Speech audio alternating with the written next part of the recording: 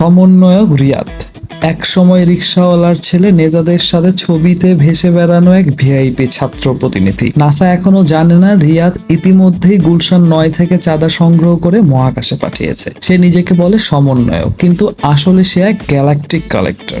রিয়াদ এখন আর বাংলাদেশে সীমিত নয়, সে নিজেকে গ্যালাক্সি পলিটিক্যাল কমান্ডারও দাবি করে। তার টার্গেট গুলশান থেকে মঙ্গল গ্রহ পর্যন্ত। শুধু বাংলাদেশ নয়, পুরো গ্যালাক্সির রাজনৈতিক মানচিত্রে তার নাম গ্যালাক্সি পলিটিক্যাল কমান্ডার হিসেবে জ্বলে ওঠে। গ্যালাক্সির এই রাজনীতির এলন মাস্ক শুধু রকেট বানায় না, বানায় চাঁদা তোলার রোড ম্যাপ। তার কাছে পৃথিবীর আইন কোনো বাধা নয়, কারণ তার হাতে আছে কমান্ডার পরিচয়ের লাইসেন্স, যার দরুন যে কোনো দেশে তার অপারেশন চালানো যায় নির্বিঘ্নে। রাজনীতির ব্ল্যাক হোল রিয়াদ একবার ঢুকলে বের হওয়া কঠিন। পরিচয় বিক্রি করে সে নৈতিকতা লুটে নেয়, বিবেক বিক্রি করে সে দেশের স্বপ্ন খায়। এই ব্ল্যাক হোল থেকে বের হওয়া মানে ডেডপুলের স্পেশাল এডিশন। রিয়াদ জানে এই দেশে মেধা থাকলে চাকরি মেলে না, ছবি থাকলে মন্ত্রীও ভয় পায়। সততা যেখানে ব্যর্থ, সেখানে রিয়াদ একটা সফল উদ্যোগ।